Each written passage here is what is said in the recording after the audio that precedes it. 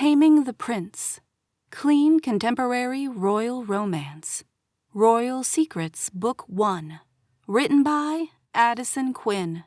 Narrated by Raine Barrett.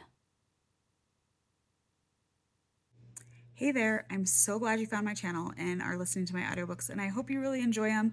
If you could just do me a favor, if you do like my audiobooks, it would help me so much if you would like and subscribe to this channel, like and comment on the video so that it can get out to even more readers, and I hope you enjoy the book. Happy listening.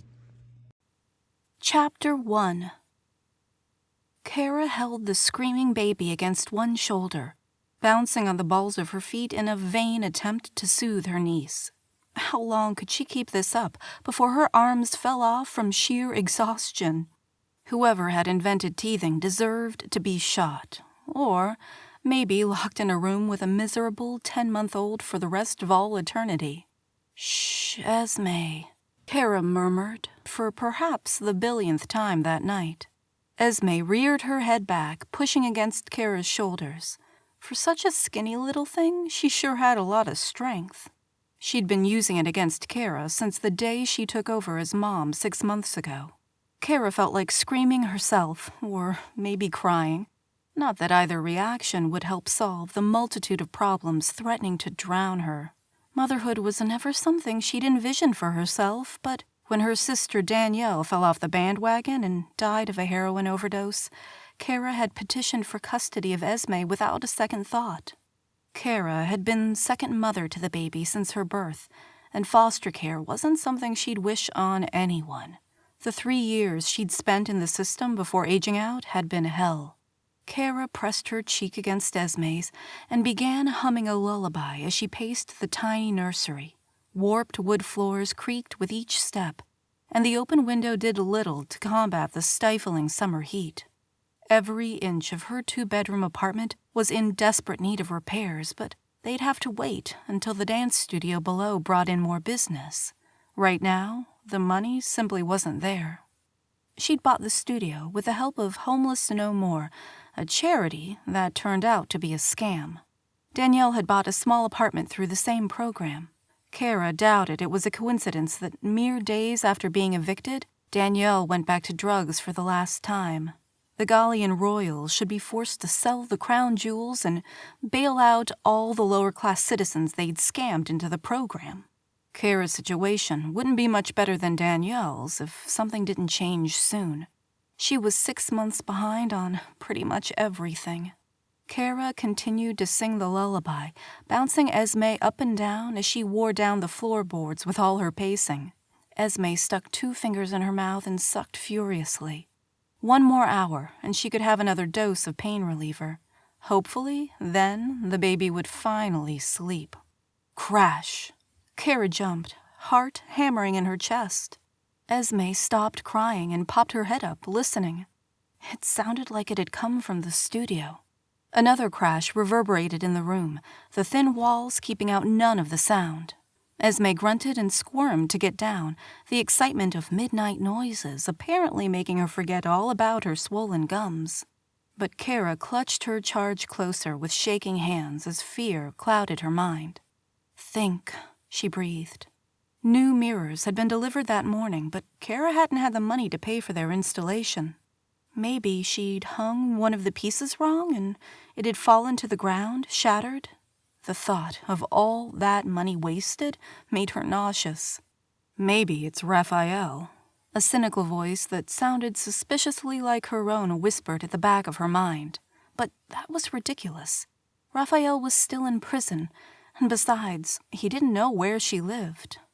He'd petitioned for custody of Esme after Danielle's death, but the court had dismissed his request since it had come from a jail cell. Never mind that he was the father. Scuffling echoed up the stairs and filled the apartment, making Kara's heart pound even more furiously. Not the mirrors, then. Someone was definitely downstairs. "We can't just hide up here like ninnies," she whispered to Esme. The baby cooed, as though in agreement. Kara grabbed a frying pan from the kitchen and took a deep, shaky breath. A sane person would call the police. But then again, most of those people probably hadn't been dragged from their dead mother's body by a policeman and driven to a new home. They hadn't watched their neighbors get arrested despite the presence of little evidence, simply because of past indiscretions. In her world, the police were the enemy. She set Esme on the floor, then slipped into her shoes and shoved her cell phone and keys into her bra for safekeeping, since her pajama pants didn't have any pockets. Esme seemed to understand her aunt's desire for silence and watched the whole thing from the kitchen floor, not making a sound. "Come on," Kara whispered, scooping up the baby. As she crept down the stairs, Esme in one hand and the frying pan in her free hand, Kara wondered if she'd imagined the scuffling. An almost oppressive silence echoed through the stairwell, and her strained ears didn't pick up a sound. She was nearly to the studio door when the low rumble of voices made her freeze. Laughter was followed almost immediately by cursing. The voices were loud, deep, and most definitely male. Kara pressed her ear against one wall, struggling to pick out the different sounds. 2 men at least. Maybe 3? Yeah, she knew better than to challenge those odds. She took a slow, deliberate step back toward the stairs. She and Esme would hide in the darkest corner of the apartment, phone clutched close, and pray the men left without coming upstairs. Esme chose that moment to let out a giant wail. Kara froze and closed her eyes, pressing Esme's head against her shoulder in an effort to muffle any more sounds. She barely dared breathe. "Was that a baby?" a deep voice asked. The words were slurred, as though he'd been drinking. Another shot of fear raced up Kara's spine. "No idea," another voice replied. "Where are we?" Another crash sounded, followed by raucous laughter. The mirrors. She'd spent months skipping meals and saving pennies to afford them. Kara flew through the door to face the vagrants, fear for her studio eclipsing her fear of the intruders. 2 men stood in the middle of the room, surrounded by shards of glass. One was slightly shorter than the first and wore a dark button-down shirt with the sleeves rolled up nearly to his elbows. Moonlight reflected off the mirror fragments mixed in with the glass that had moments before been a front window. "What do you think you're doing?" Kara yelled. Her front window was completely gone. 2 mirror panels had indeed fallen off the wall and shattered. Was that her stereo on the floor? She took a step closer, rage heating her entire being. Yes, her stereo dangled off the shelf, hanging by an exposed wire that seemed in danger of breaking at any moment.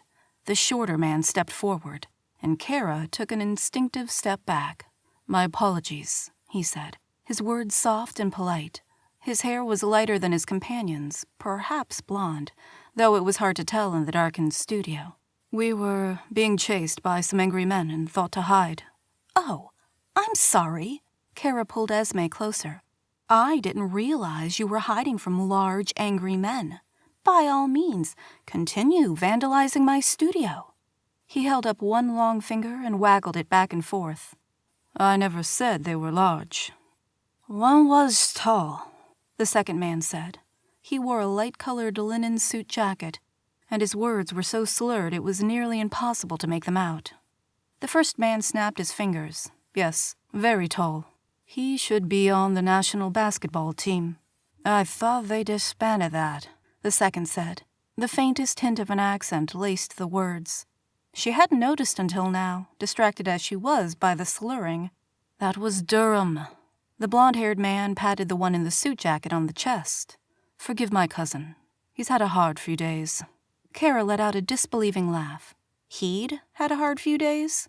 Her studio had just been destroyed. Esme grunted and kicked to get down. Yeah, right. Letting her tiny knees get cut up with glass was the last thing Kara needed right now. "We'll be out of your way in just a moment," Blondehair continued. He walked over to the window and peered outside. "I just want to make sure they're gone before we go back out there." "I don't want you anywhere near my studio if someone's chasing you," Kara said. The man in the jacket suddenly leaned over, hands on his knees, and retched onto the floor. The acrid scent of vomit stung her nostrils, and Kara let out a groan. "Okay, see, now you're just making everything worse." Kara covered her nose and Esme made a face. Blonde hair strode across the studio, and Kara took a few quick steps backward. She'd been an idiot to antagonize them. Just because he spoke politely didn't mean he wasn't hiding a gun. "Don't come any closer," she commanded. "The alarm will have already alerted the police." A complete and utter lie. Kara had never found the cash to activate the service, and besides, the system left behind by the old building owner was sadly out of date. "There's no need for that," Blonde Hair said, his tone raised with alarm. "I assure you, I'll take care of all the damages. We aren't going to hurt you." He took another step forward, moving into the full light of the moon for the first time. The mirrors reflected the light onto his face, further revealing his features. Kara let out a gasp. His wavy hair was definitely blonde. She'd seen it on television, on magazine covers, and a dozen other places. His square jaw and confident swagger were easily recognizable. Handsome as sin. That's how Danielle had always described him. "Prince Nicholas?" Kara said in a stunned voice. This made no sense. Zip, zero, zilch. Royal princes didn't crash into rundown dance studios in the less favorable areas of the city. Shh. He held a finger to his lips and looked around as though expecting paparazzi to pop out of the woodwork. "No one can know I was here." She let out a disbelieving laugh, hitching Esme higher on her hip. "Have you looked at my studio? Someone's gonna know you were here because I'm not paying for these repairs."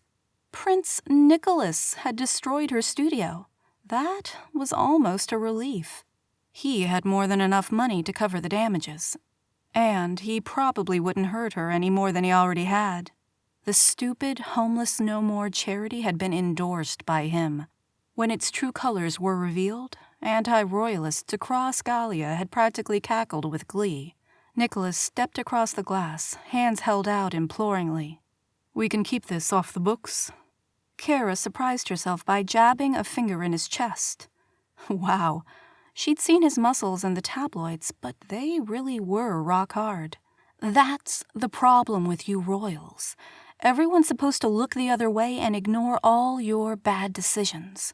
But those decisions affect an entire nation of people you've never met. They affect me. "Tonight was a mistake." He hitched a finger over his shoulder at the second man. "My cousin here has just been through a terrible breakup. I took him out so he could blow off some steam." "Of course." Kara studied the man in the jacket, this time picking out features she'd missed before. The expensive cut of his clothes, the haunted look in his eyes, hollow cheekbones. Prince Alexander of Durham. She would have recognized both men if not for the situation. Who expected two princes to break into their dance studio? "Terribly sorry about this," Alexander said, and this time the accent was unmistakable. "We'll get it taken care of." For a moment, Kara almost felt sorry for the man. His breakup last week with actress Isla Martin had almost blown up the internet. The jilted actress had wasted no time smearing the prince's name in the press. "Most definitely," Nicholas agreed. "This will be a distant memory before you know it." Kara raised a finger and jabbed it in his face. "You'd better take care of this," she seethed. "And you'll compensate me for the dance classes I'll have to cancel until it's all repaired." Nicholas gave her a lazy grin, like this whole situation was hilarious. "You drive a hard bargain." Kara let out a laugh that sounded a bit unhinged, even to her own ears. "This is hardly a bargain, Your Highness. It's called righting a wrong. Maybe if you knew a little more about doing that sort of thing, the entire country wouldn't be calling for an end to the monarchy." Nicholas's jovial grin disappeared, and his eyes hardened at her words. "You have no idea what you're talking about." "No, you have no idea what damage you caused, how many people you hurt." They stood there, facing each other in a standoff that had Kara's entire body tingling with heat. "Your Highness." Kara jumped back. Two men in black suits stood at the broken window, their shoulders tense and faces taut. The one with dark skin lifted his wrist and spoke into it. "We've located them. Stand down." "Are you okay?" the man with the bald head asked. "Fine, Leo," Nicholas said. Leo carefully stepped over the broken glass and entered the studio, the man with dark skin right behind him. "Sorry, Finn," Alexander mumbled from where he was slumped against one wall. The man with dark skin, Finn, strode over to the prince and wrapped one arm around his waist, supporting the royal's weight. "That's quite all right, Your Highness. Let's get you back to the palace." Leo folded his arms and glared at Nicholas. "The car should be here any moment. Let's go." "Hold up, Tiger." Kara thrust an arm out, motioning to her studio. "What about this?" "We'll be in contact tomorrow," Nicholas assured her. Esme let out a howl and buried her face in Kara's neck. Apparently, the evening's escapades were no longer enough to entertain the overly tired baby. A car pulled up in front of the studio, and in a flash, the two royals were hustled away.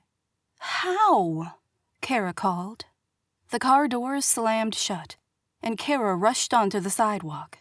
"If you don't fix this, I'm going to the press," she said, practically shouting to be heard over Esme's screams. A window rolled down, and Nicholas looked at her. She blinked and took a step back.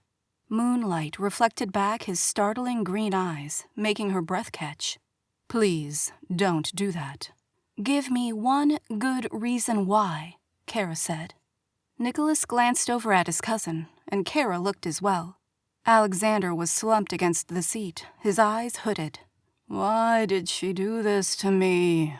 he moaned, covering his face with both hands. "When will I learn to stop making such stupid decisions?" Nicholas pointed a finger at his cousin. "That's why. You know what the press will do to him. The poor man's just been dumped. Let's not add to his pain." Kara glanced over at Alexander, then back at Nicholas.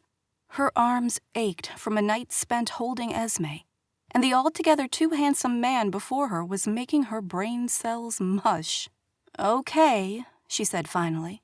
"But if you don't come through, I'm going to the press with my story." "We'll take care of everything," Nicholas assured her. "Now, if you'll excuse us, I'd better get Alex home to sleep off tonight. We'll be in contact tomorrow about repairs to your fine establishment." "You'd better be..." Kara jabbed a finger in his direction. "I'll be contacting the press if I haven't heard from you by noon." "Fair enough. Good night." Nicholas rolled up his window, and then the car disappeared into the night. Chapter 2. Nicholas slowly opened his eyes and groaned. "Good morning, Your Highness." Andre, his personal assistant, finished tying back the curtains. He was a tall man with broad shoulders that filled out his designer's suit impeccably. Hair grayed at the temples and fine lines were appearing on his face. He'd been Nicholas's assistant for nearly a decade, and sometimes he did his job a little too well. "Can't a man sleep in when he has a hangover?" Nicholas grumbled. "I'm afraid not." Andre held out a glass of water and 2 white pills. "For your headache." Nicholas took the pills and swallowed them without comment. He hadn't planned on drinking that much last night, but Alexander had been so distraught. What was a cousin supposed to do but order another round? "The king and queen have requested an audience with you in 30 minutes, Andre said. "May I suggest a shower first? I don't think the smell of alcohol will help the conversation go well." "Probably not." Nicholas threw his legs over the edge of the bed and rubbed his eyes. Last night was so murky. They'd told their bodyguards, Leo and Finn, that they were going to spend the night in. But after a few drinks, Nicholas had the brilliant idea to sneak out a back door and head to a local bar downtown. Then the anti-royalists had seen them, and Nicholas and Alexander made a run for it. He didn't think the men had bothered chasing them because a few streets later they were alone in an unfamiliar section of the city. Nicholas gasped as the memories came flooding back. He turned around to check that they were alone. Next thing he knew, Alexander was swinging a discarded tire iron at the floor-to-ceiling window of a dance studio so they could hide. He tried to stop his cousin, but the momentum of the swing had them both crashing into the opposite wall. The vibrations must have knocked a mirror loose because A few moments later, it fell to the floor and shattered, as if 7 years of bad luck was something Nicholas needed right now. His memory lingered on the bewitching woman with blue eyes who had held a baby on her hip and insisted he pay for the damages. "Oh, no," Nicholas muttered. "Oh, yes," Andre said. "The shower, Your Highness." "I'm going." Nicholas walked slowly toward his private bathroom. He undressed and stepped into the shower, letting the water from the 15 different jets and sprays soothe his aching muscles. Poor Alex. He'd escaped Durham to get away from his troubles, and Nicholas had ended up creating even more for him. It hardly seemed fair. Hopefully, Nicholas's parents would leave Alexander out of it at least. Unlikely. He wouldn't put it past his mother to call her sister the Queen of Durham and spill their secrets. Nearly 30 years old, and the princes were still treated like children more often than not. He tried so hard in the beginning to be a good crown prince. After graduating from the university, his father had encouraged Nicholas to find a cause he believed in and give it everything he had. When the director of Homeless No More approached Nicholas about the incentives his charity wanted to offer citizens below the poverty level, he jumped in with both feet. A few months later, early participants of the program started reporting their monthly mortgage checks bouncing. Soon, they were defaulting left and right, but by then, the director had fled the country with the cash. It was the media backlash that ultimately made Nicholas decide to give up and stop trying. What was the point if he couldn't even do good when trying? Nicholas dressed in a dark gray suit and surveyed himself in the full-length mirror. Not much could be done to hide his bloodshot eyes and the dark circles beneath them.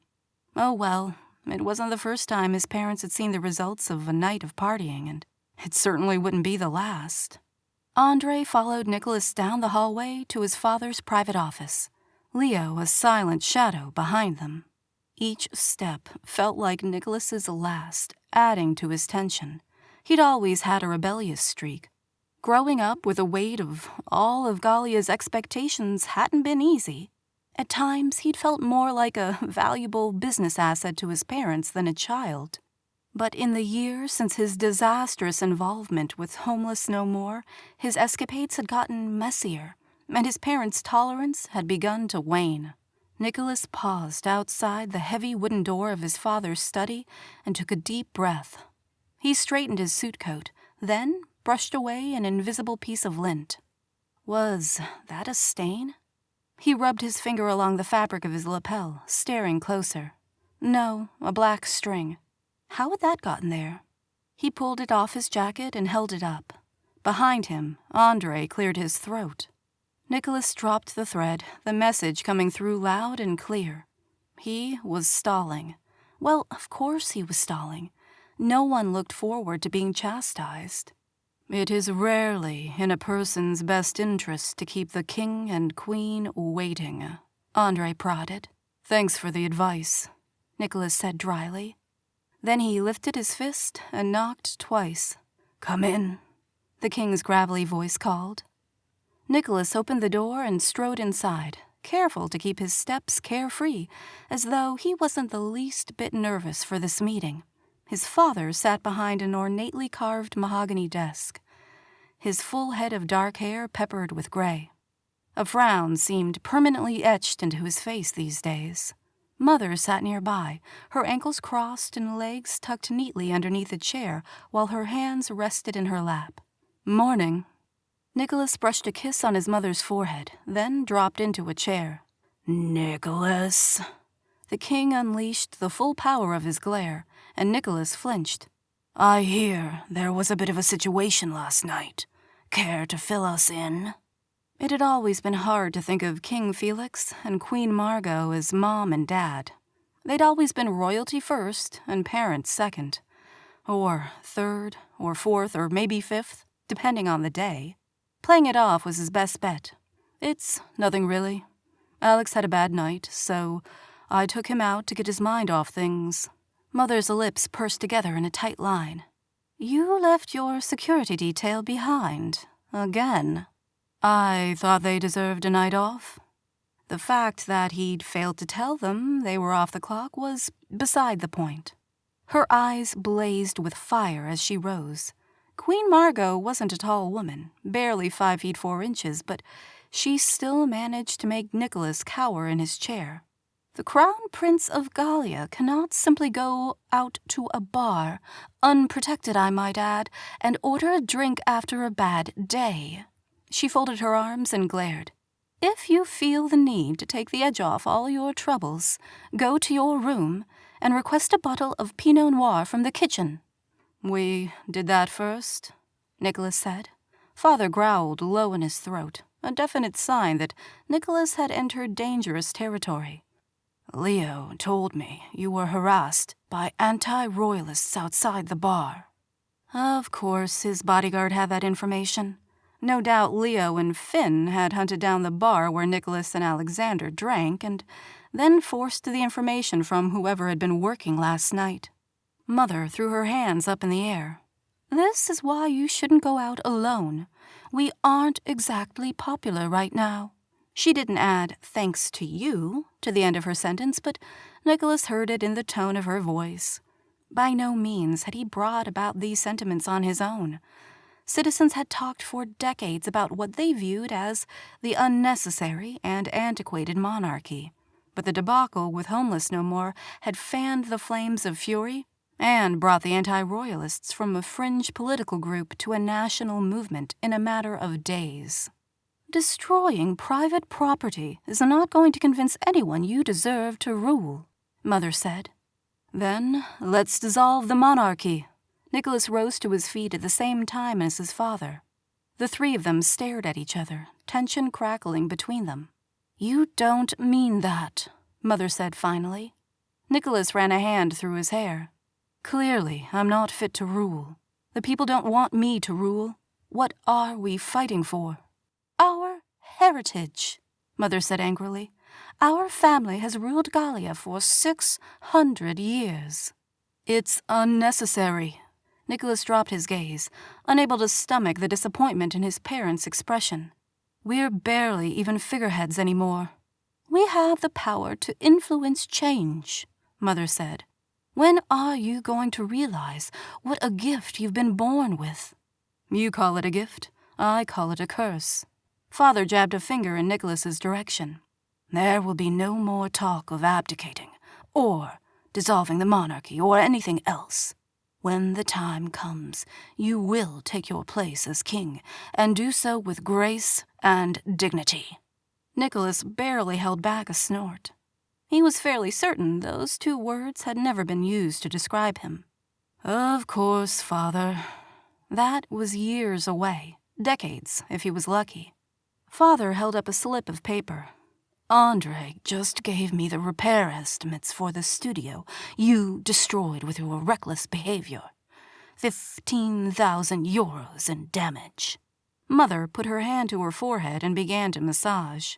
Nicholas coughed and grabbed the paper from his father's hand. For a broken window. Broken windows. Broken mirrors. Damaged wood flooring. The building is quite old and in poor repair. Somehow, you managed to buckle the frame when you crashed through that window. Now, the structural integrity of the building is compromised and will need to be fixed. A pit formed in Nicholas's stomach as the hazy face of the proprietor floated back into his mind.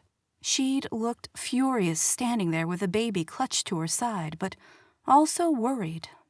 It won't happen again. Nicholas cleared his throat. Can I go now? I should see how Alex is doing this morning. I will speak to Nicolette about Alexander's actions shortly, the Queen said. She motioned to the chair. Sit down. We are not done here. Nicholas sighed and retook his chair. You're 28 years old. Father folded his arms across his fit stomach and rested on the edge of his desk. Yeah, I'm aware. Don't talk to your father like that, Mother scolded. You're acting like a teenager, and it's time you stopped. Noted, Nicholas said. I'll make sure to be nothing but dull and responsible from this moment on. You can start by dealing with the dance studio mess yourself, Father said. Nicholas's mouth fell open. You can't be serious. I assure you this isn't a joke, Mother said. Your father and I are done cleaning up your messes. You will make all the arrangements and pay for the repairs out of your own allowance. Nicholas coughed. I hardly have time for that, with all the ridiculous engagements you have me hopping to and from.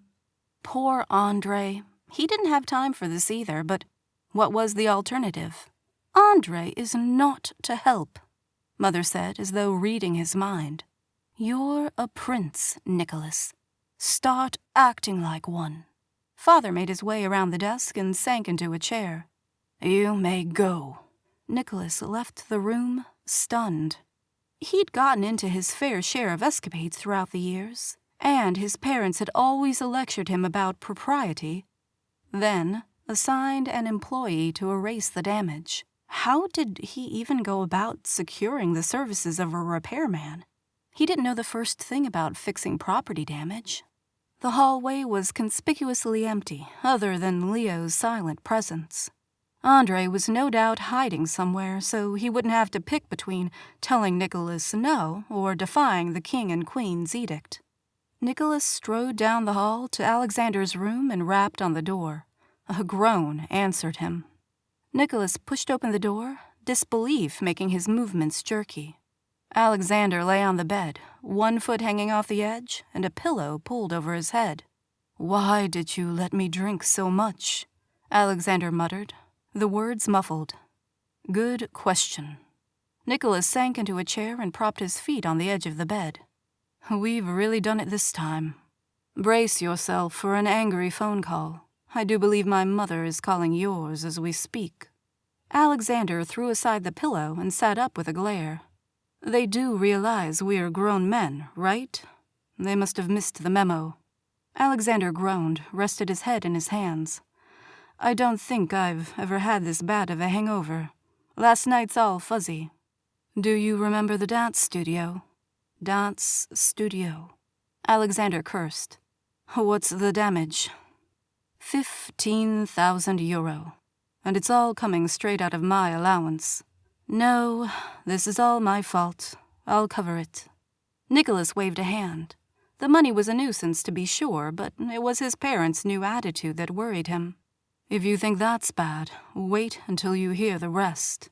The king and queen have decided my problems are no longer worth their time and have washed their hands of the entire thing. Nicholas shook his head, still not quite believing it. This mess is one I must clean up entirely on my own. Chapter 3. Kara hadn't thought she'd ever hate someone as much as she hated Esme's no-good dad.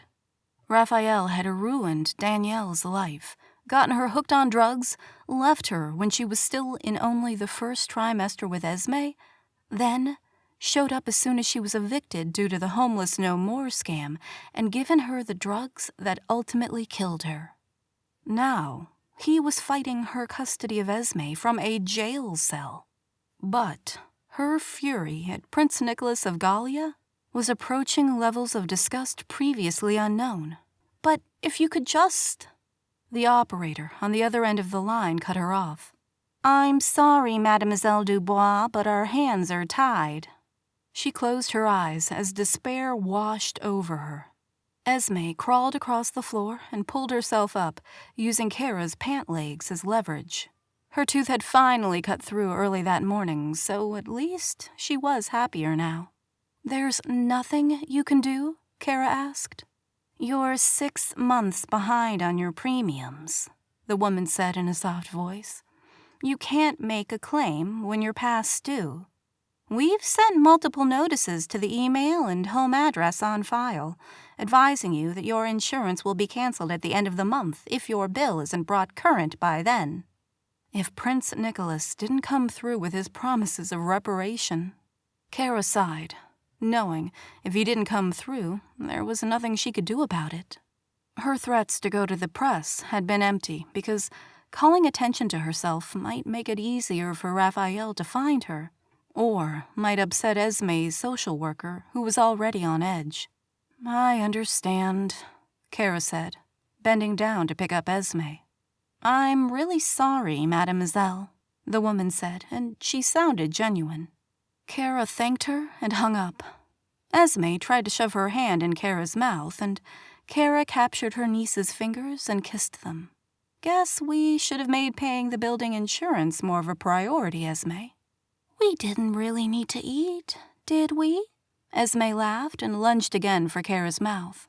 "No, we didn't," Kara cooed. "We could have lived on bottled water for a month and paid the premiums, or not had electricity for dance classes, or gone without heat during the winter." Esme grabbed a fistful of Kara's hair and yanked. Kara winced and gently forced Esme's fingers to unclasp. What Kara really needed to do was raise her prices for classes or try harder to collect for those who were behind on their fees, but she couldn't turn away her students. She knew what it was like growing up wanting to dance more than she wanted to breathe, but have parents unable to afford the tuition. And she also knew the struggle of being a single parent knocking at poverty's door, desperate to provide everything for her child but barely keeping one step ahead of the bill collectors. The social worker's frown had grown larger and larger with each visit over the past 6 months. Kara knew she wasn't in an ideal situation. She hugged Esme closer and kissed the baby's soft brown curls. But she also knew that no one in the world loved this little girl as much as she did. "Guess we better finish cleaning up," she told Esme. If insurance wasn't going to help her and the prince wasn't going to come through, then she'd have to find another solution to this mess. Kara grabbed a thin jacket from off the scuffed kitchen table and made her way down to the studio. Last night, after the spoiled princes had left, Kara stared at the studio in shock, trying to figure out what to do first while Esme screamed. Her studio was isolated from the nearby businesses and had its own parking lot. Besides, the other owners didn't live at their place of work. She'd spent the past 18 months working every moment to keep the studio afloat or helping Danielle, so she didn't have any friends to call upon. In the end, she'd brought down the playpen, finally gotten Esme to sleep after another dose of medicine, and then used the thick plastic and cardboard that the mirrors had been delivered in to cover the open wall. It had been nearly 5 a.m. by the time she finished, and she'd stumbled upstairs and collapsed into bed without doing the rest of the cleanup. She should have called the police and filed a report, but a lifetime of being taught to distrust authority wasn't easily overcome. The studio didn't look any better in the light of day. Kara surveyed the room in shock. She had at least cleaned up Prince Alexander's vomit the night before. Check that off her bucket list. But a sour smell still permeated the space, and she quickly opened the front door to air it out. "Are you going to cooperate today?" she asked Esme, making a funny face. Esme laughed, and Kara dropped her into the activity center so she wouldn't crawl around in the glass. Kara glanced at her watch. 12:13. The prince was late, and her hopes that he'd right his wrong sank lower with each passing second. He hadn't bailed out the hundreds of families who'd lost their homes because of the Homeless No More scam he'd backed. Why had she thought he might help a destitute dance teacher struggling to raise her niece alone? "Time to get to work," she told Esme. She grabbed a broom out of the nearby supply closet and started sweeping. Anger fueled her actions, and she pushed the shards of mirror and glass toward the center of the room, Esme's laughs echoing off the walls. "Kara?" She glanced up and swiped the back of her hand across her brow, expecting to see one of her dance students with their mom. She'd called or texted everyone that classes were canceled for the day, but a few hadn't responded back. A sick pit dropped into her stomach when she saw Madame Picot standing in the open door. A soft hand pressed to her full bosom as she surveyed the disaster before her. Kara quickly strode across the studio, trying to block the woman's view of the mess. Why did Esme's social worker have to pick today for a surprise visit? Hi. Madame Picot gingerly stepped inside and straightened her blazer, surveying the mess. What on earth happened here? Nothing I can't handle, Kara said quickly. Madame Picot pierced her with a stern look that had Kara wilting. She was only an inch taller than Kara in her navy heels, and Madame Picot's rounded body and fine lines gave the impression of a doting grandmother.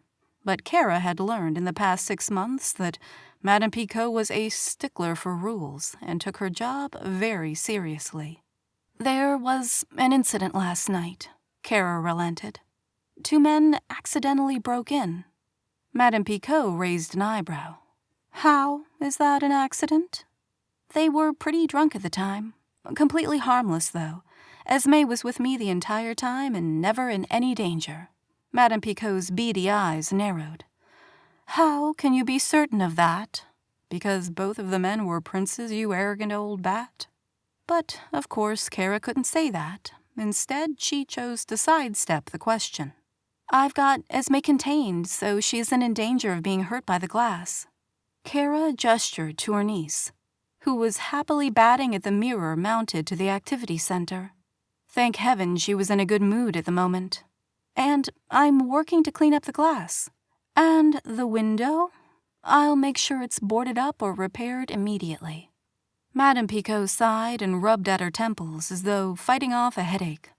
I know your heart's in the right place, Kara, but every time I drop in, something like this has happened. I've never had a break-in before. Madame Picot waved a hand dismissively. You know what I mean. Unfortunately, Kara did. If it wasn't a break-in, it was a broken pipe that had flooded the bathroom, or the refrigerator going out, or any number of things. I'm doing my best, Kara said. She fought the urge to pick up Esme, wrap her in her arms, and run. In 3 short weeks, the courts would make a final decision on whether or not Kara could adopt Esme. She didn't know what she'd do if they instead decided she was an unfit guardian.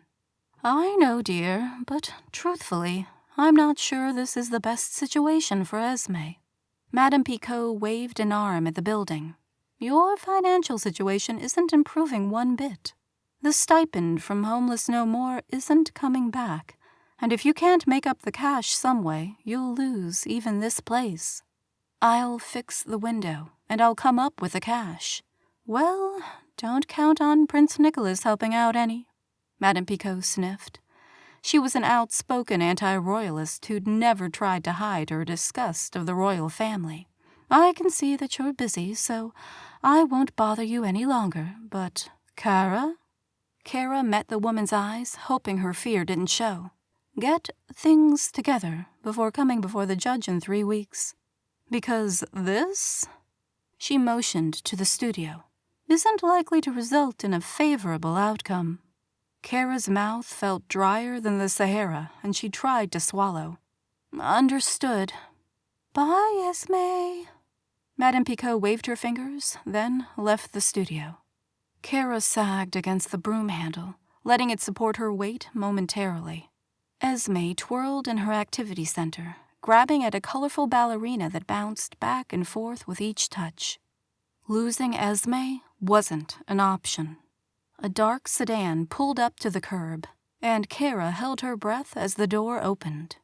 Her heart beat furiously in her chest as one long leg emerged, followed by the other.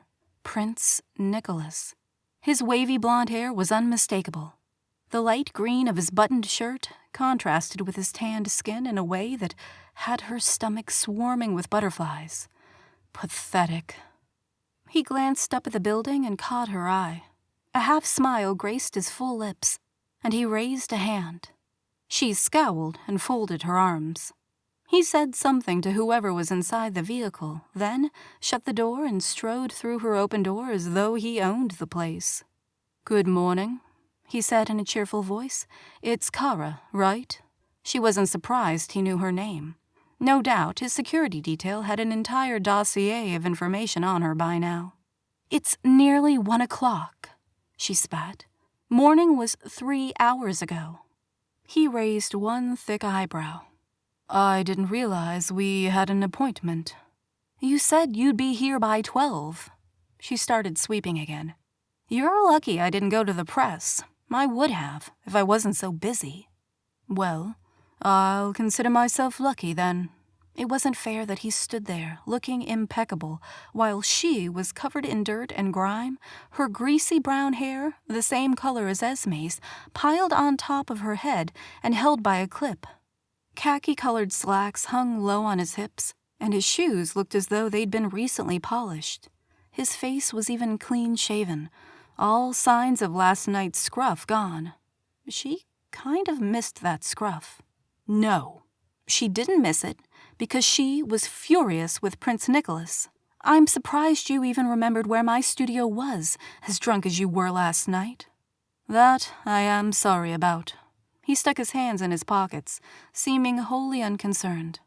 I usually don't allow myself to drink so much in public, but I was so focused on helping Alex feel better that I lost count. The tabloids would disagree with that assessment. His eyebrows rose again. Not that it's any of your business, but last night I was trying to be a good friend. The destroyed studio certainly is my business. She tossed out an arm, motioning to the room at large. I had to cancel classes for today, something I can't really afford because I no longer have the stipend money from Homeless No More to rely on. Thanks for that, by the way. Something like real concern entered his green eyes, but she refused to let it make her insides go mushy. You were part of the program. Yes, me and my sister both were. She held his eyes and didn't blink. She overdosed on drugs a few days after getting her foreclosure notice. Nicholas's face paled, and he rubbed his eyes. I'm here to make things right. If you'll give me the name of your insurance company, I'll gladly call and explain the situation so they don't raise your rates. She folded her arms, refusing to let embarrassment make her feel weak or small in front of this royal pain in the butt. That's your solution to this? To call my insurance company and make them pay for the damages? That is the purpose of having insurance, yes. I fail to see why I should pay for something you've already paid for. Esme let out a high-pitched screech. Kara startled and glanced over at her niece. She'd been so upset with Nicholas that she'd almost forgotten about the baby. Esme twirled around in her activity center, kicking her legs furiously. Insurance isn't an option, Kara said flatly as she lifted her niece out of the chair. She didn't look at Nicholas, but she heard the surprise in his voice when he spoke. Not an option? She rested Esme on her hip and whirled, trying not to let her frustration and worry show. The studio had to be fixed before Madame Picot made another surprise visit. Are you going to pay for the damage, or do I have to file a police report? He held up both hands and shook his head. Don't call the police. So you'll take care of it? I'll take care of it. Tell me where to start. Chapter 4. Nicholas stared at Kara, her liquid blue eyes stirring something inside him he'd never felt before. His memory of her last night wasn't the best, but in the light of day and with a clear head, she was absolutely breathtaking. Her figure was lean and willowy, just as he'd expect a dancer's to be. Thin black pants and a stretchy fabric clung to her legs, and the purple tank top showed off the definition in her arms. She moved gracefully across the room, each sweep of the broom practically a dance. He shook his head and focused on his own broom, pushing everything into a neat pile. His actions last night had been inexcusable, humiliating. His parents were right not to bail him out this time. If you'll give me a list of damages, I'll see that everything is fixed as quickly as possible, he said. Kara gave a sharp nod. Thank you. Her face twisted as though saying the words caused her physical pain. He couldn't blame her for feeling that way. She'd been a victim of Homeless No More's unconscionable business practices. No wonder she hated him. The baby grunted in the corner, her legs kicking more furiously than ever. She was adorable, with a thin, heart-shaped face and chocolate curls the same color as Kara's. He glanced again at the beautiful woman working beside him.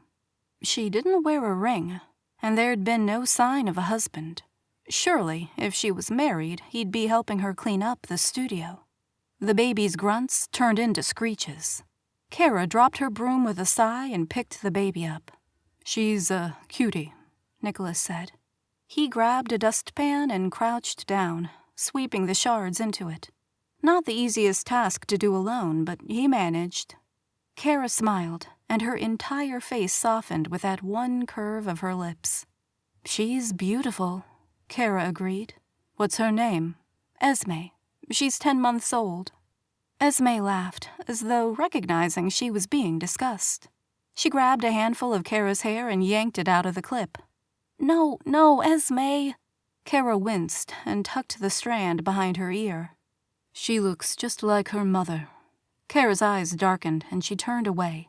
A bag sat on the floor, and she fished out a canister of cereal treats and handed a few to the baby. "Esme's my niece. I've been her guardian ever since my sister's death 6 months ago." The sister who'd overdosed on drugs after things went south with Homeless No More. Fissures weakened the walls he'd erected around his heart.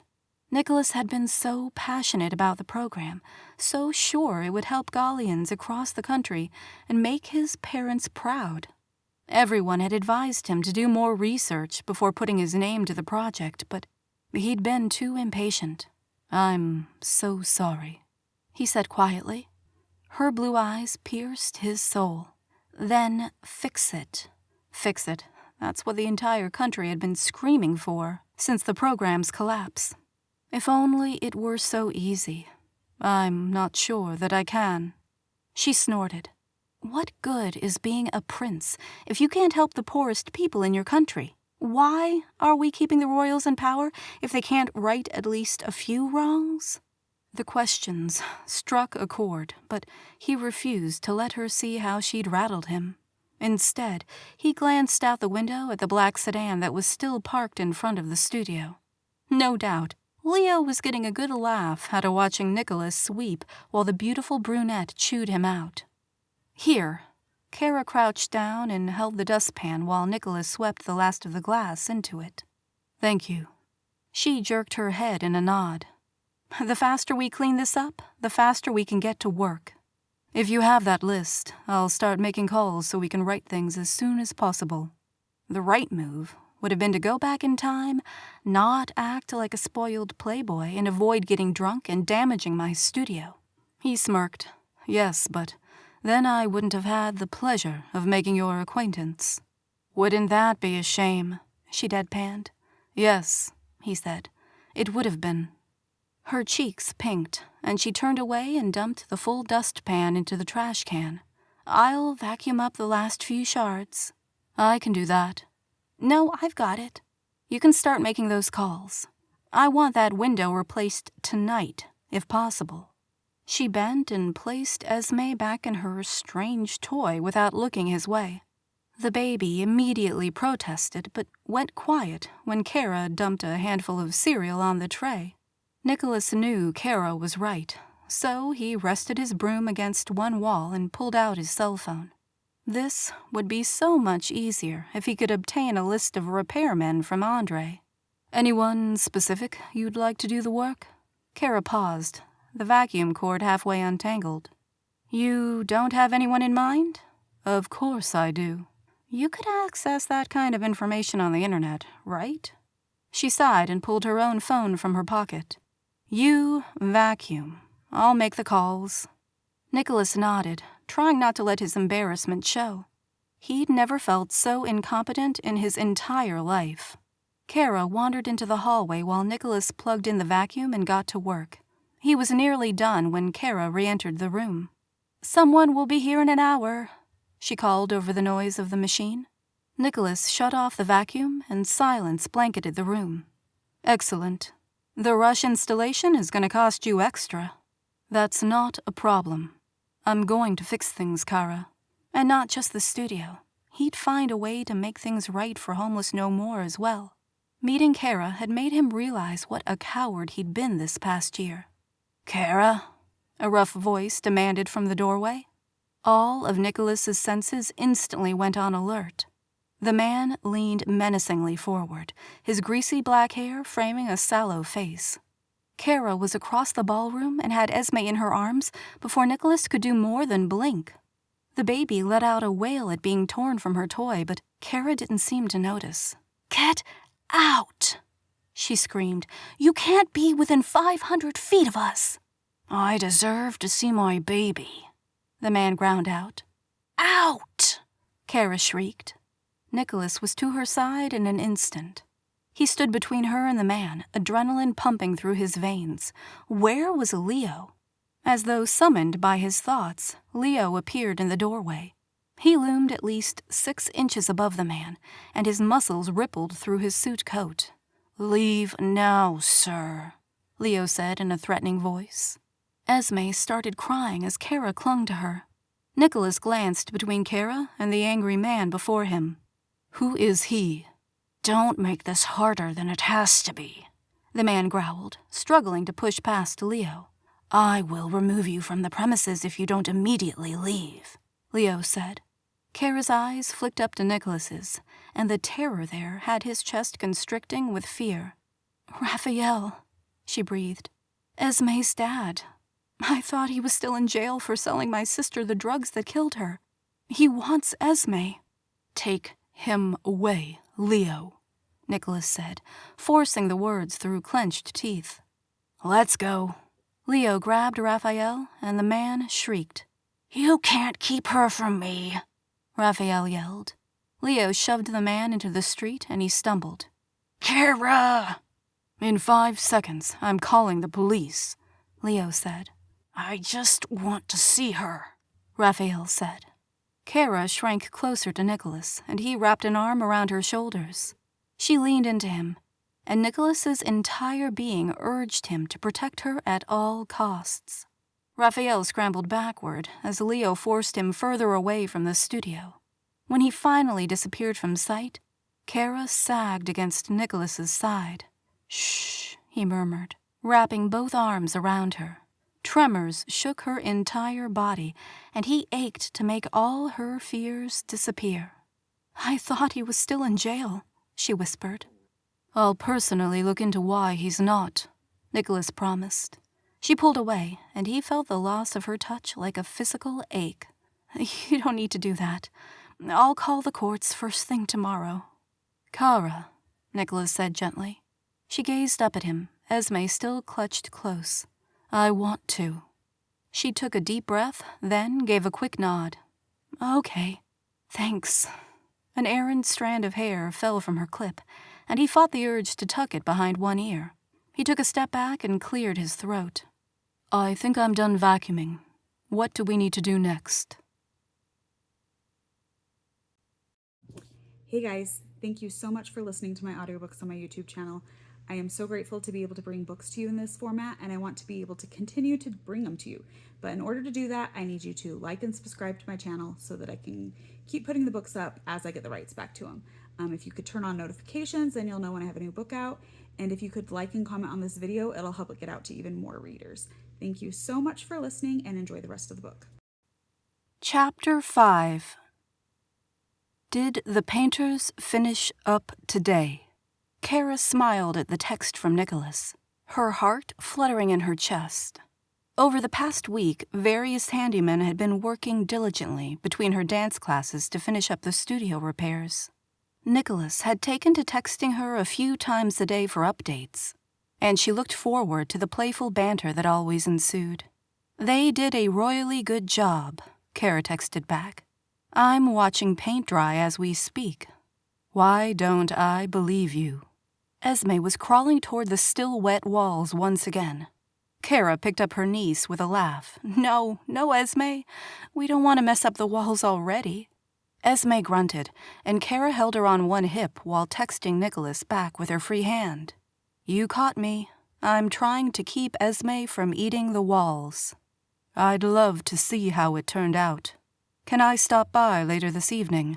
The question took Kara by surprise.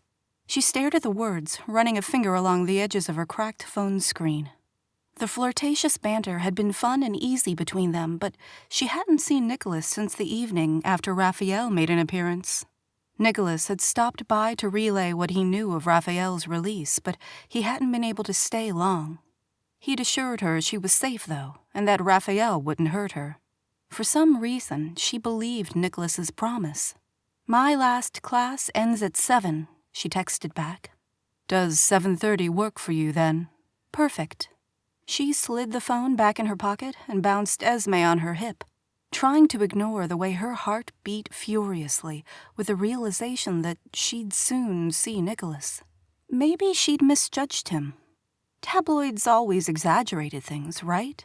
He'd been far from a playboy with her. In fact, he'd been a perfect gentleman. He'd never pushed for more than she'd been willing to give. And he'd made sure her studio was repaired with minimal effort and inconvenience on her part. After looking into Raphael's release from jail, he'd discovered that visiting Kara was a violation of his parole, and gotten him safely back behind bars within a few days. That was one less thing to stress about, at least. Nicholas, not the prince, but the man she'd come to know, was a good guy. Maybe one of the best. The next few hours were consumed by the flurry of after-school dance classes. Little girls in tutus and pink tights pranced around the studio while Kara helped them perfect the moves for their end-of-school recital in a few weeks. Esme was mostly content to watch from her activity center, her big blue eyes eagerly following the young girls around the room. Kara had a feeling Esme had dancing in her blood, too. When the last little girl left with her mom, Kara set to cleaning up the studio. She swept the floors, then set Esme down to crawl around the room while Kara wiped down the mirrors. The door opened, and Kara's heart took off like a stallion. She dropped the paper towels she'd been using into the trash can and turned to face Prince Nicholas. He shoved his hands in his pockets, the soft smile on his lips sending her heart into overdrive. "Hey." "Hey," she said softly. Esme crawled across the floor and tugged at Nicholas's pant leg, babbling away. He laughed and bent down, picking up the baby. "Hello to you as well, Ms. Esme. Did you have a good day with Aunt Kara?" Kara rested her hand on her heart, trying to keep it from exploding at the sight of this handsome man holding her niece so tenderly. "We had a pretty good day," she said. "Good," Nicholas said, wiggling Esme back on the wood floor. His eyes took in the studio. "It looks great in here. How does it feel to have everything done?" "Wonderful." She rested her hands on her hips so they wouldn't reach out and run through his hair. Were those blonde waves as soft as they looked? "Thanks again for taking care of everything." "My pleasure." She stared at the ground, avoiding his eyes. "I'm sorry about my behavior the first time we met, and the second. You were right. I didn't know the real you." He took a step forward and tapped a finger on her chin. She looked up, losing herself in his green eyes. "And now?" he whispered. She cleared her throat and stepped back. "Now I know better than to believe everything I read online." He laughed out loud at that. "You're just now realizing that." She lifted one shoulder in a shrug and busied herself organizing the CDs for her brand new stereo. Nicholas had gone above and beyond when replacing it, opting for a top-of-the-line model instead of the basic one he and Alexander had destroyed. Nicholas motioned to the newly installed mirrors. "So, what did your students think of the finished product?" "They're very excited about the paint color. Apparently, pale blue is much more exciting than scuffed cream." He laughed out loud at that and moved to her side. "How's the new stereo working for you?" She grinned. "Beautifully. Let's test it out." He powered it on and chuckled when a song from a popular boy band filled the room. "What dance are you teaching to this?" "Don't laugh," she chided, but couldn't stop the smile. The girls love this song. He held out his arms and motioned to the studio. "Show me what you've got." "Fine." She grinned and took her place in the center of the room. "Now, remember this dance is for 10-year-olds. It's not exactly complicated." Stop stalling, Kara. She rolled her eyes, then counted off the beat in her head and began. The modern ballet class she'd choreographed this for was still at a beginning skill level, but she found herself embellishing the movements for Nicholas's benefit. Kara gave herself over to the music and danced around the room, raising on her toes for pirouettes and letting her back arch for each arabesque. The music switched over to a new track, and she let her arms drop to her sides as her chest heaved. Esme had crawled into a corner of the room and was chewing on the ear of a stuffed elephant. Nicholas stared at Kara, his face glowing with approval and lips turned up in a happy smile. He stepped toward her and stopped so close that their breaths mingled. "Simply beautiful," he breathed. She ran one foot along the newly refinished wooden floor. "See? That song isn't so bad." "Definitely not." He wrapped a hand around her waist and took her hand in his, then pulled her seamlessly into a waltz. She let him guide her. Had she ever felt this safe with a man? "You're an excellent dancer, Your Highness," Kara said. Nicholas's arm tightened about her waist. "It comes with the territory, Mademoiselle Dubois." Kara let him lead her about the room, her pulse thrumming in time to their footsteps. She was acutely aware of his fingers pressed against her back, his strong hand wrapped around hers, his leg brushing close with each precise step. The song came to a close, but Nicholas didn't drop his hands. "What happened with Homeless No More, Nicholas?" Kara asked, curling her fingers against his shoulder. He tensed, then looked away. "Definitely not what the media would have you believe. So, tell me the real story." He sighed and stepped away. "I was foolish. My father encouraged me to find a pet project, something I could take charge of that would help me grow as a future king. When the opportunity to back Homeless No More arose, I jumped in without doing my research. It seemed like such a fantastic initiative." "It was," she said sadly. She could still remember the way Danielle's entire face had lit up when she got her loan approval. The way Kara had felt as though a world of possibilities had dropped into her lap when she was finally able to open her studio. And then he stole all the money. Nicholas lifted his shoulders in a helpless shrug. "I was as shocked as everyone else. I tried to fix it at first, but every idea I brought to my father and advisors was shot down." Kara rested her hands on his shoulders, and he turned around. The pain in his eyes shattered the walls of her heart, and she wanted nothing more than to hold him close and make all his heartache disappear. "I gave up," he said simply. "Every time I've tried to do something good in my life, it's ended in disaster. So I decided to stop trying. But you?" His hand rested on the back of her neck. His fingers tangled in her hair. "You make me want to try again." "What's happening between us, Nicholas?" Kara whispered. He took a step closer, his eyes twin fires that burned into her soul. "I'm very much attracted to you, Kara Dubois." She shivered as his minty fresh breath washed over her, alerting every nerve ending in her body to his presence. "We're quite literally worlds apart." She glanced over at Esme. She'd rolled onto her back and was now sucking on her toes. His arm tightened around her waist, and one hand reached up to caress her cheek. "That doesn't matter to me. You're the first woman ever to look beyond my title and see me for who I truly am." "You mean I'm the first woman ever to yell at you?" she teased. He chuckled, and the sound made her shiver. "Go out with me, Kara. Let me take you on a proper date." Her mind swirled with a million reasons why she should say no. He was an irresponsible playboy. He was at fault for the Homeless No More disaster. At least, according to the press. He was a prince. "Go out with me," he whispered, running his knuckles up her cheek. Kara sucked in a deep breath, her eyes involuntarily going to his lips. "Okay." Nicholas grinned.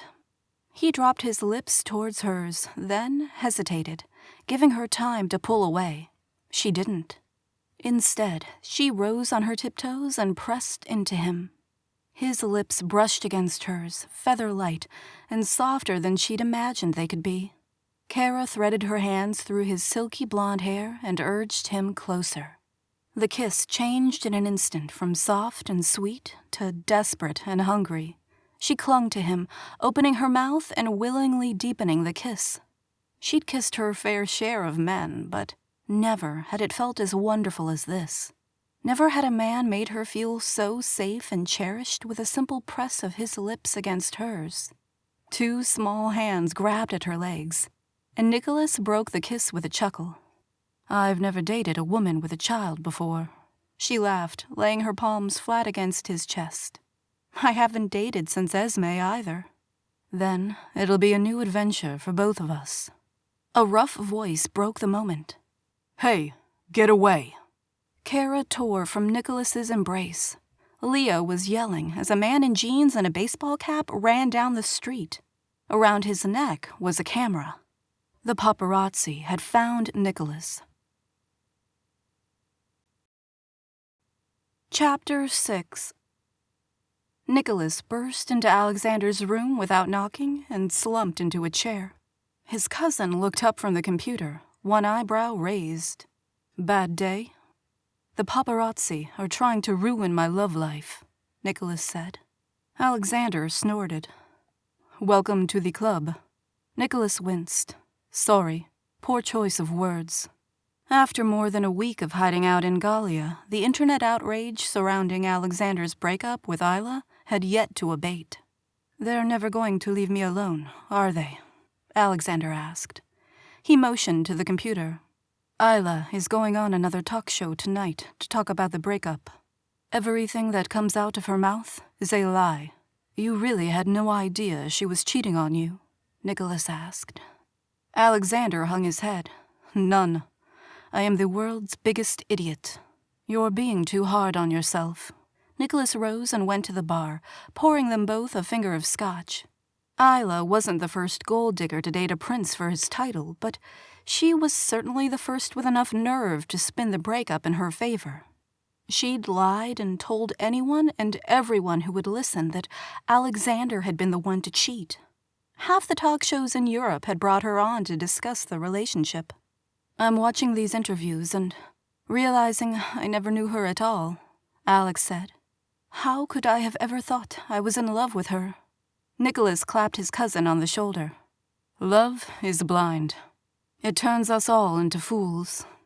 Alexander slid a glance at Nicholas and took a sip of his scotch. "What's this about the paparazzi ruining your life?" Nicholas sank back into his chair with a sigh. "Kara, the woman with the dance studio." "Yes, they finished the work today, and I went to inspect it." "You like her," Alexander said. It wasn't a question. "Yeah, I kissed her today, but I think the paparazzo got a photo. It won't be the first time that's happened." "True." Nicholas took a slow drink, letting the alcohol burn his throat. But it was the first time he'd cared about a woman enough to fear how the paparazzi would impact their relationship. He texted Kara a few times over the next few hours, but never got a response. Nicholas told himself she was just busy with Esme. Around midnight, he finally gave up waiting for a text and went to bed. The next morning, Andre woke Nicholas and held out a tablet. Nicholas took it with dread. "What's this?" "It seems your rendezvous with Mademoiselle Dubois is national news this morning," Andre said. "Nothing you haven't endured before, but I thought you might want to give Mademoiselle Dubois a heads up so she isn't caught off guard this morning." Nicholas stared at the picture, feeling as though a rock had just been dropped in his stomach. An image filled the screen of Kara and Nicholas locked in an embrace, their lips pressed together in a passionate kiss. "Dance teacher Floozy is Prince Nicholas's latest conquest." Nicholas scanned the article, his tension mounting with every word. "I will wring this reporter's neck," he said through clenched teeth. He shoved the tablet back to Andre and paced his room. "For them to insinuate. The insult to Kara's character is completely unprofessional. Andre tucked the tablet under one arm, looking unimpressed by Nicholas's outburst. Of course, Your Highness. I have to go see her. Clearly, she wasn't going to respond to his texts. Nicholas headed toward the bathroom, calling over his shoulder. Have a car ready in 20 minutes. Let Leo know we're leaving. When Nicholas pulled up to Kara's studio, the blinds on the front windows were drawn, and a small army of reporters with cameras were camped across the street. They converged on the car when it came to a stop, but Nicholas didn't care. He had to see her. Leo pushed the reporters aside as Nicholas pounded on Kara's front door. It's me, he called. Will you please let me in? Silence met his requests. He leaned his head against the door and placed a palm flat against it.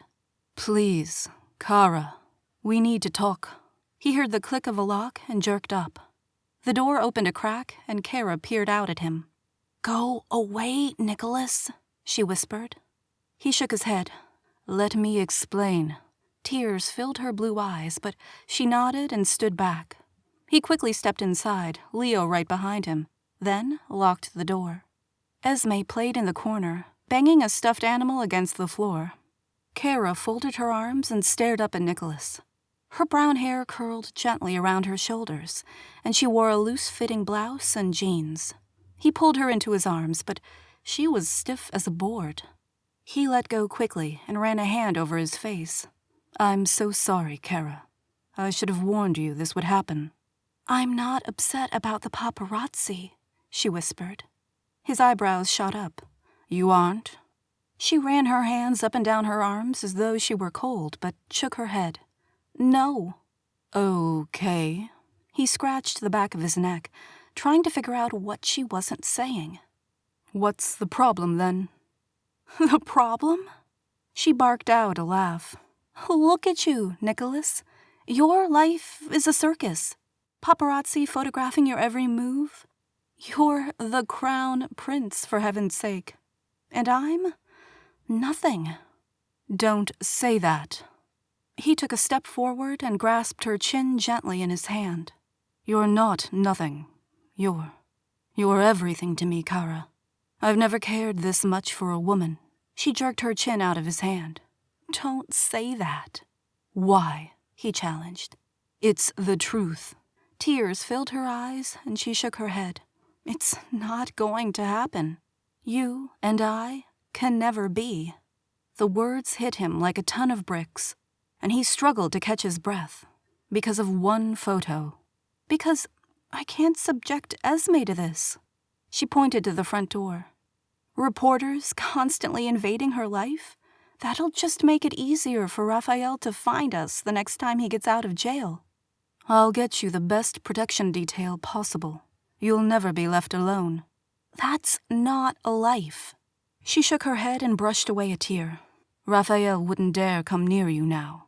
If he tried, I'd have him locked up for life. And what about Esme? Her social worker, Madame Picot, hates the royal family. She already thinks I'm an unfit guardian, and my case goes before the judge in 2 weeks. How am I supposed to retain custody without her on my side? I'll take care of you, Nicholas said earnestly. Both of you.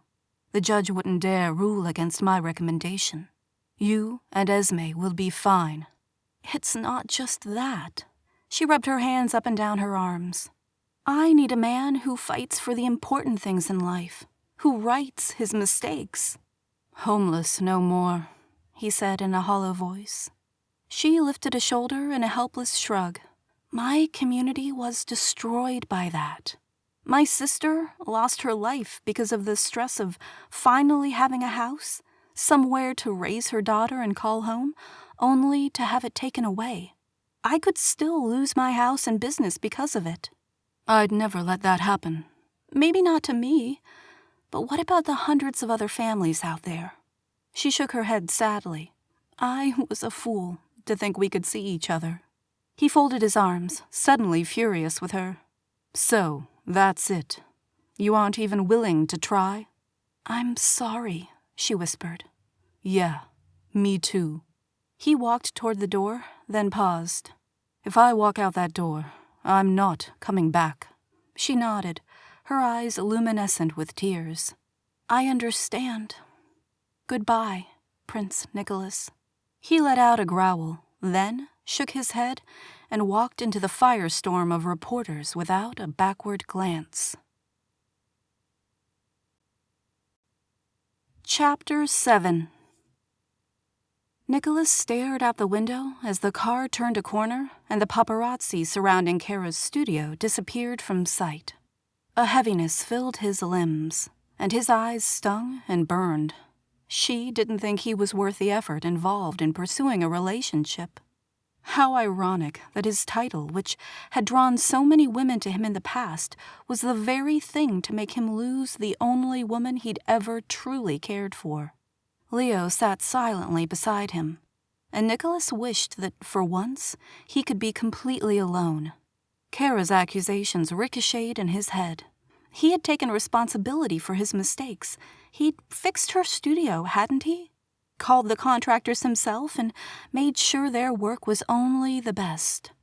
Nicholas had even gone above and beyond, doing his best to make Kara's studio as nice as possible without offending her sensibilities or making her feel like a charity case.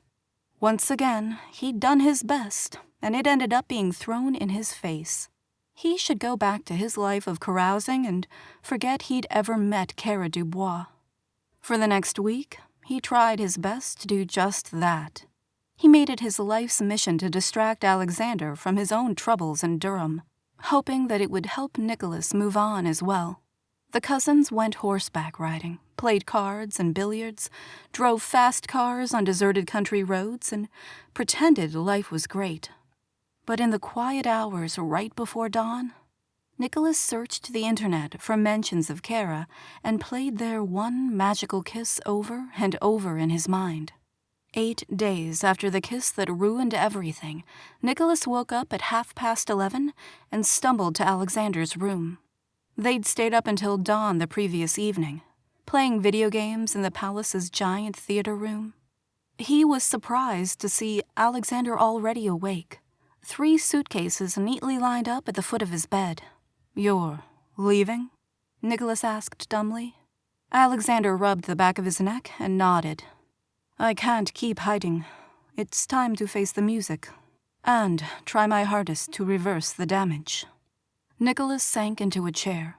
He'd known Alexander couldn't stay forever, but it had been so nice to have someone else to share his misery with. The press is still pushing the story hard. I know. Isla did another morning show today, and you're still going back. I'm 28 years old, Nicholas. I need to handle this like a man.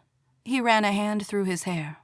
Isla might have the support of most of Durham right now, but it's my country, my birthright. She can go on as many talk shows as she wants, but one day I'll be king. I've let her hold all the power for long enough.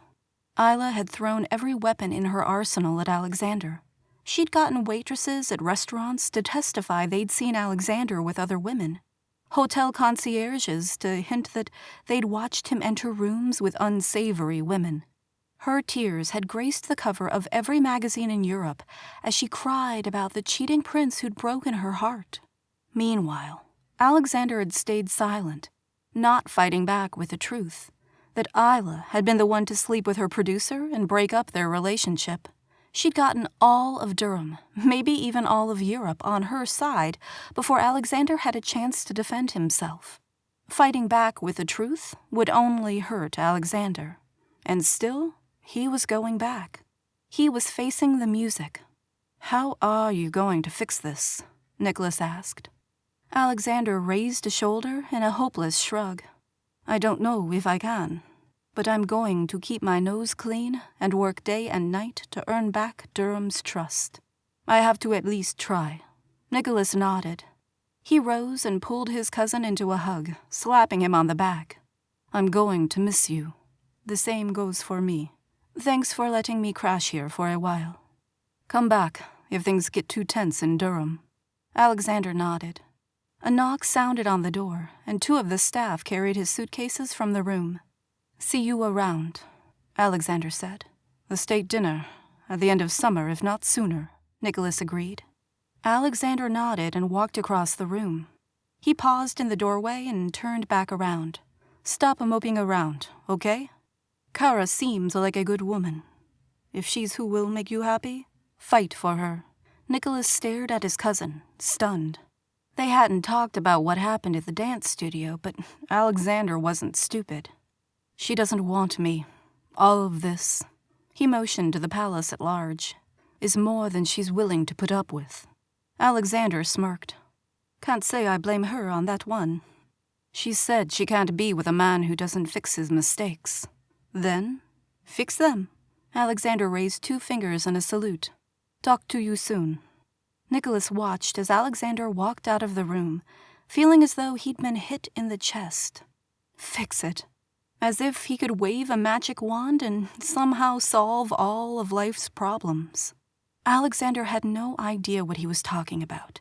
He was facing a PR scandal, admittedly a stressful crisis, but Alexander hadn't backed a scam that hurt the citizens of his country who were already struggling to survive. Nicholas turned on his computer and typed in "homeless no more." When everything blew up in his face a year ago, he'd shut down and hidden behind a facade of not caring. But now, he forced himself to read the articles and hear the painful stories of those who'd lost their homes. There were so many, too many. At the time, his advisors had insisted there was nothing to do but hunker down and wait for the worst of the publicity to pass. Nicholas had been stunned by the lies he'd been told, horrified at how easily he'd been deceived. So he'd taken his advisors at their word and agreed to move on. Now, his mind began churning with the beginnings of an idea. He couldn't subsidize hundreds of mortgages for the next decade. Even being crown prince, his pockets didn't run quite that deep. But perhaps there was another way to help those he'd hurt.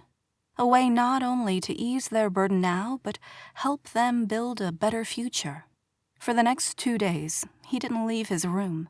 Andre checked on him periodically, and Nicholas ate when food was placed before him and slept when he could no longer keep his eyes open.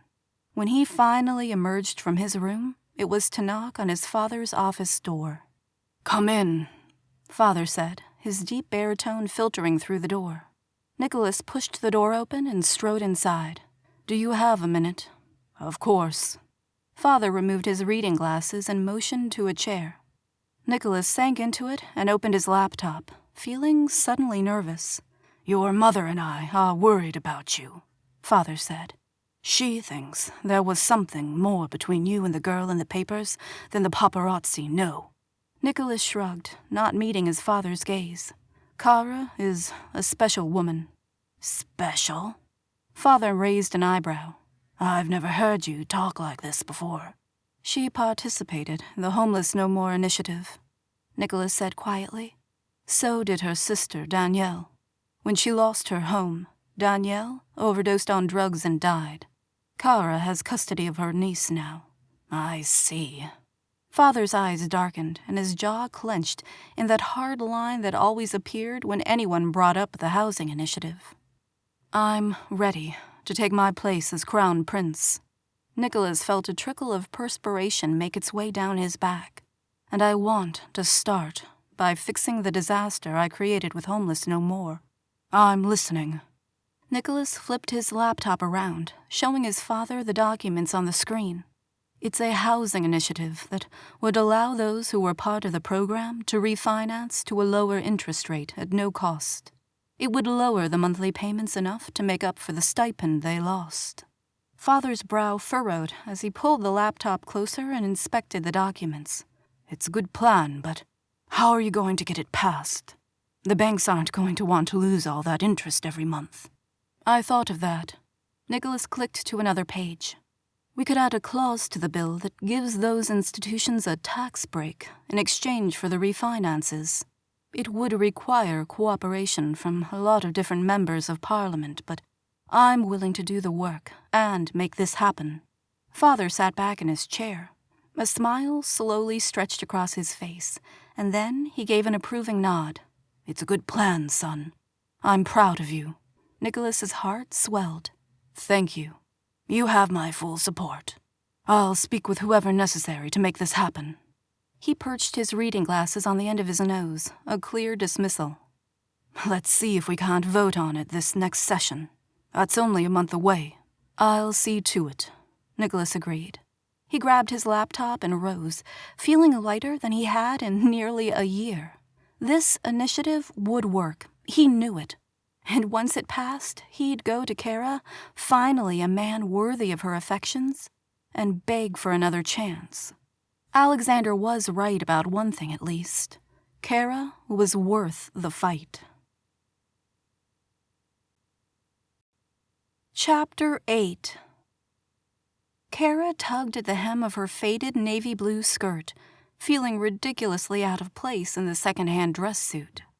What she wouldn't give to slip into a pair of dance leggings right now. The chair back was uncomfortably straight, and the table before her held a folder entitled Petition for Adoption. Esme grunted in Kara's lap, kicking her legs as she tried to escape to the floor. "Not now," Kara whispered in Esme's ear, then dropped a kiss on her cheek. "Let's behave for the judge, okay?" Madame Picot sat next to Kara, her hands resting neatly in her lap. At the front of the room, a judge sat at the bench, his long black robes making a swishing sound each time he raised his arm to turn a page of the petition. "Your primary income comes from a dance studio?" the judge said. Kara cleared her throat and stood, bouncing Esme on one hip. "Yes, Your Honor." "It's not very much." "It's a new business. In the year and a half since I opened the studio, I've seen an almost 50% growth in attendance." "Impressive." The judge was silent for another few moments, and Kara feared her heart would pound out of her chest. "They might not grant the adoption, but that doesn't mean they'll take Esme away from me," she reminded herself. Madame Picot said the judge could choose to grant Kara custody for another 6 months and reevaluate the adoption then. The judge turned to the last page of the petition and glanced up at Kara. "I'll be honest. On paper, you're a bit of a disaster, Mademoiselle Dubois." The room started to spin, and Kara worried she'd throw up. Esme squirmed in her arms, and she felt the baby slipping away. Madame Picot raised a finger. "If I may, Your Honor." The judge nodded, and Kara shot the caseworker a quick look. "No one is questioning whether or not Kara loves Esme," Madame Picot said. "She's obviously a very loving aunt, and has done her best in the 6 months she's had custody of Esme. However, I am concerned about her ability to continue to provide for the child in the future. Her mortgage was obtained under Homeless No More, and without the monthly stipend, she's struggled to make the payments and has fallen behind on numerous bills. Esme has never gone without food or diapers." Kara shot back hotly. "She's always had a roof over her head and clothes to wear. But more than that, she has all my love." Her voice broke. "I would do anything for this little girl." "I've made my decision." The judge leveled Madame Picot with a glare. "I know your heart is in the right place, Madame Picot, but it's obvious that Mademoiselle Dubois speaks the truth. Esme deserves to be raised with a love of family. I hereby grant the adoption of Esme Dubois to Kara Dubois." He raised a pen and signed the paperwork with a flourish, then stamped the documents with his official seal. Kara's legs trembled, and she sank back into her chair, hardly believing what had just happened. Esme jabbered, and Kara dropped a kiss on her forehead with a shaky laugh. Madame Picot offered her hand stiffly to Kara. "Congratulations. I wish you all the best." Thank you," Kara stammered. So what if the social worker didn't mean it? Esme was finally hers. The judge rose and came around the bench. "Madame Picot, perhaps you'd be kind enough to take a picture for Kara," he said. "I'm sure she and Esme both will want to remember this day." Madame Picot nodded, looking upset. "Of course." Kara fumbled to bring up the app on her phone. Then she and Esme posed for a picture with the judge. Kara could hardly believe what had just happened. She wanted to call Nicholas and shout the good news. She could almost imagine his warm voice flowing over her as he showered her with congratulations.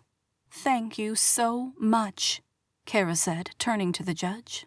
His eyes twinkled, and he patted her hand. "You're going to be just fine, my dear. I have it on good authority that your housing issues will be solved soon enough." Her brow crinkled in confusion. "I don't understand." "You'll hear about the Kara bill in the news soon enough. You must have made quite the impression on Prince Nicholas." He motioned to the door. "If you'll just wait outside, our court reporter will bring you a copy of the signed adoption petition in a few minutes." Kara numbly walked into the hallway, her mind whirling with the news. The Kara bill? Her housing issue solved? Had Nicholas somehow fixed the Homeless No More disaster? She'd been so wrong about him. A lifetime of being let down by those she trusted had made her bail the moment things got tough. Nicholas was the only person in the world she wanted to share her good news with today. That had to mean something. Kara pulled out her phone and fumbled through the contacts, searching for Nicholas's name. He'd been true to his word and hadn't contacted her once since leaving the studio that night 2 weeks ago. Fears clutched at her heart as she tried to type out a text while keeping the phone out of Esme's reach. "Can we talk?" The court recorder appeared then, and Kara gratefully accepted the signed adoption petition. She tucked it into her purse as her phone buzzed. "I think that's a very good idea. When can you meet?" He wanted to see her again. Kara's fingers flew over the screen, her frustration growing with each misspelled word. "I'll be home in 20 minutes. "Perfect. I'll be waiting." Kara nuzzled Esme's neck with her nose, trying to keep her voice calm. "Maybe I didn't ruin everything," she whispered. Esme laughed and grabbed at Kara's lips.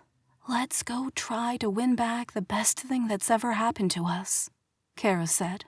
She buckled Esme into her car seat, then drove toward home. It took a lot of effort not to speed, but she did her best to obey all traffic laws on the drive.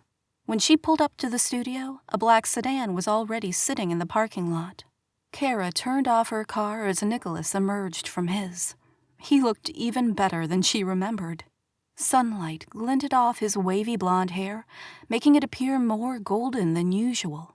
His pale blue shirt set off his tanned skin, and her heart jolted as he walked toward her. She checked to make sure Esme's window was rolled down, then emerged and waited for Nicholas. He stopped a few steps away from her, his green eyes clouded with uncertainty. "Hello." "Hi," she breathed. "I've wanted to call you so many times over the past 2 weeks, but wasn't sure what to say." He stuck his hands in his pockets and looked down. "I've been trying to become a man worthy of you. Someone you'd be honored to have by your side." Tears filled Kara's eyes, and she took a step forward. "You were always worthy of me, Nicholas. I was just scared." He was close enough she could make out the gray flecks in his eyes. "I don't know about being worthy of you, but I know all about being scared." The judge finalized Esme's adoption today. "She's officially mine." His lips softened into a smile. "The judge would have been a fool to make any other decision." He said there's a housing initiative that's rumored to be passed soon. Kara's bill. Nicholas reached out and ran his knuckles along her cheekbone. Kara bit her lip and leaned back against the car door, heart racing. "You were the woman who inspired me to fix my mistakes," Nicholas said. "Someone told me once that there's no point in being a prince if you can't help others." She laughed, leaning her cheek into his hand. "I've missed you so much." He took a step closer, his hand threading into her hair. "I've missed you too." His lips hovered above hers, and Kara rose on her tiptoes, bridging the gap. Then their mouths were crashing together, fingers threading through each other's hair, hearts beating frantically. She pressed closer to her prince, feeling completely at home in his arms. So what if a reporter got the picture? This time, She wouldn't let the press ruin the best thing to ever happen to her. A garbled sound filled the air, and Kara broke away with a laugh. I guess Esme's tired of being strapped into her car seat, she said breathlessly. Nicholas threaded his fingers through Kara's and brought her hand to his lips, pressing a kiss softly to the back of it. What do you say we go inside, then? I'll order dinner, and we can finally have that date you promised me. Kara glanced at Esme, then laughed. A date with a baby crawling around on the floor, stealing food off our plates? Nicholas placed a soft kiss on her lips. Sounds perfect to me. Kara's heart nearly burst with happiness. She opened the car door and released Esme from her car seat, then set her on one hip. She motioned to the door of the studio with a flourish. Lead the way, Your Highness. Nicholas laughed and captured her hand in his. I'd rather have you right by my side. And in that moment, Kara knew she would stay by his side forever.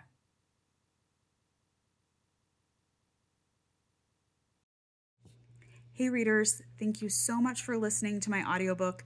I hope you enjoyed reading it or listening to it because I really enjoyed writing it and I love being able to bring it to you. If you could just do me a quick favor and if you could like and subscribe to my channel, that'll make it so that I can put out more audiobooks as I get the rights back to them. And if you would like and comment on this video, it'll help it get out to even more readers so that they can find and enjoy my books. Thanks for listening. This has been Taming the Prince. Clean contemporary royal romance. Royal Secrets, Book 1. Written by Addison Quinn. Narrated by Raine Barrett. Copyright 2018 by Addison Quinn. Production copyright 2018 by Addison Quinn.